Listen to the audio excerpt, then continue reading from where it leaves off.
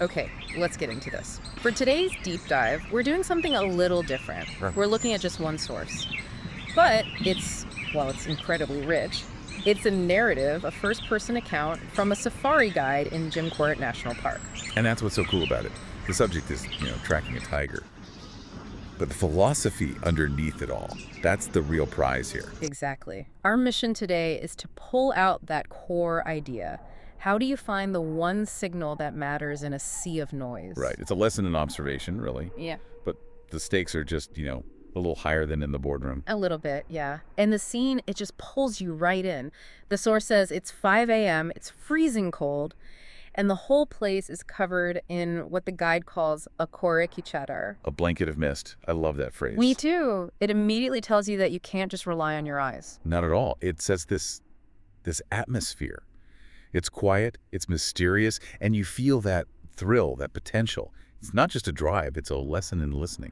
So the gates open, and the only light is from the Jeep's headlights, just cutting through this thick, heavy fog. And that's when the guide, Karamjeet, he starts his first lesson. He's trying to get his guests to decode what they're hearing. Right, because there are layers to the sound. Totally. First, you have the background music, right? The source calls it the melodic calls of birds waking up. That's just the ambient noise. With general chatter, like Yeah. the tuk-tuk of the barbet bird that he points out. Exactly. That's a distinct sound, but it's not. It's not actionable intelligence. It tells you the forest is healthy, it's morning. It's context. So what's the sound that does matter? It's the high alert calls, specifically the warning calls of the langur monkeys. And why them? What makes them so special? Well, they're up in the canopy, so they see everything. They have this amazing vantage point, and they just do not tolerate predators. So if a langur starts calling, That's noise. it is reliable, real-time intelligence. It means a tiger or a leopard is close. It's an aerial sentry, and it's almost never a false alarm. The guide's not just listening to the forest, he's listening for a change in the sound of the forest. And he says that to his guests, right? Listen carefully. The jungle is speaking.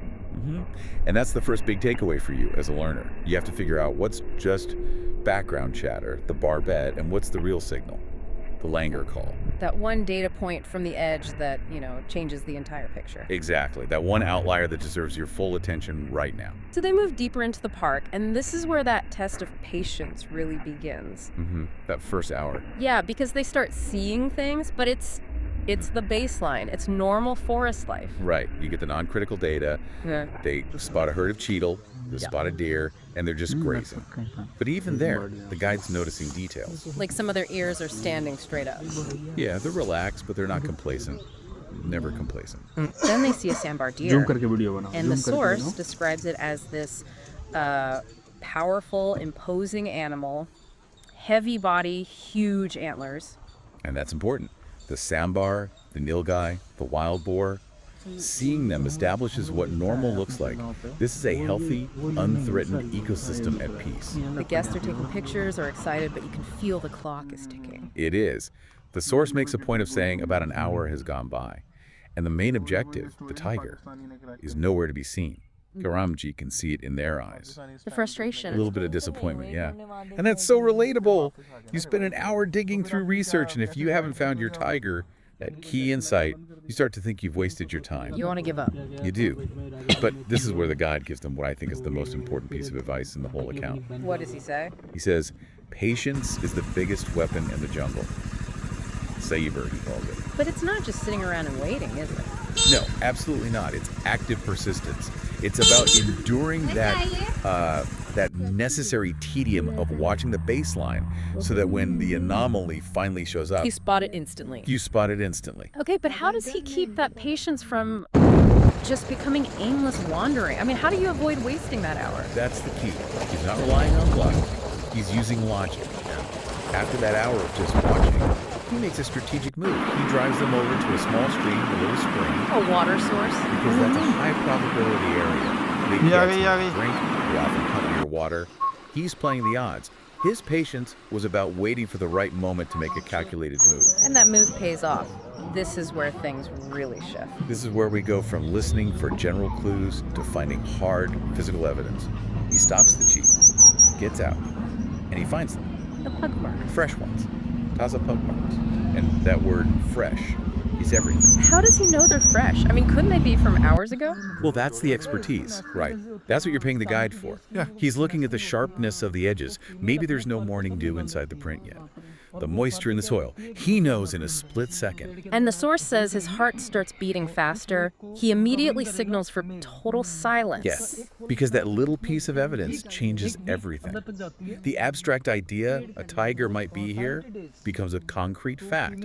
The tiger was here just moments ago. It validates that entire hour of waiting. It does. And then look at how the environment reacts. The whole jungle goes quiet. Yes. That silence. That is maybe the most powerful signal of all. It's not just that things got quiet. It's that the baseline sounds you were hearing before, the birds, the monkeys, they've stopped. The whole ecosystem is holding its breath. It knows the predator is close. And for you, as someone absorbing information, you have to learn to recognize that. The absence of an expected signal can be the most important signal you get. But the tension is still there. They have the proof, but the tiger is gone. It's already moved on. And the clock is now their enemy. The source says they only have 10 minutes left. 10 minutes before they have to be back. Oh man, that's brutal to get that close. The near miss. It's almost worse than not finding any sign at all. And this is the point psychologically where you just check out. You'd think, well, we tried. It's a dead end. And that is exactly when the climax arrives. Just when all hope seems lost. Suddenly there's a sharp, repeating call. The deer call. The decisive indicator. Unambiguous. It's not a guess. It's not a maybe. It is a clear, focused, strong signal. The pug marks were the clue. But this is the confirmation. And the guide's reaction is instant. No hesitation. Everyone be absolutely quiet. The tiger is nearby. All the previous data points now converge on this one moment. They stop the jeep. Everyone is just staring in the direction of the call. And then movement in the bushes. The payoff. The source describes it so well. The tiger just emerges, walking with this total confidence. You see the stripes, the power in its gait. It's the absolute ruler of this place. And it says time just stopped for them. I bet it did.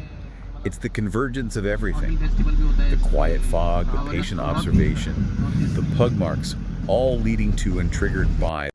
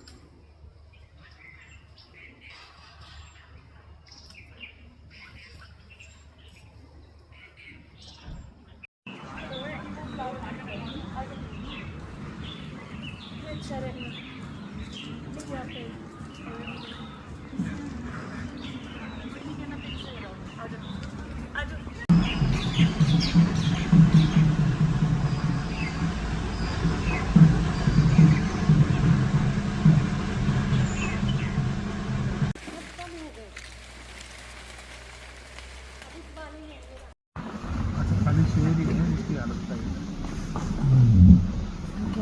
की जो बीच है उसकी वजह से होती है क्योंकि उधर नागकोटम साइड में मतलब हॉर्नबिल फेस्टिवल भी होता है इसके अवेयरनेस प्रोग्राम नॉर्थ ईस्ट में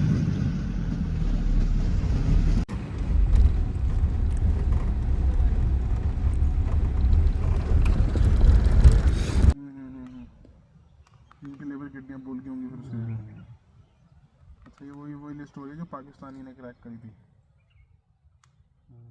पाकिस्तानी साइंटिस्ट ने एक्सटेंड तो नहीं हुए एक हमने वहाँ देखा है कि अरे वापस आ गया ना रिवाइव हो रहे हैं वो तो फिर अब ये क्या कैसे रिवाइव कैसे हो गया क्या इनको इंजेक्शन लगाना बंद कर दिया फिर इनको 2-3 जगह पे पोर्ट्रेट किया गया कॉर्बेट में राजौरी में पिंजौर में तो फिर डाइक्लोफेनिक बैन किया गया लेकिन जो लोगों के पालतू जानवर थे ना गाय भैंस उनको इंजेक्शन लगाते थे डाइक्लोफेनिक कि जब वो जानवर मरता था तो लोग लूज है लूज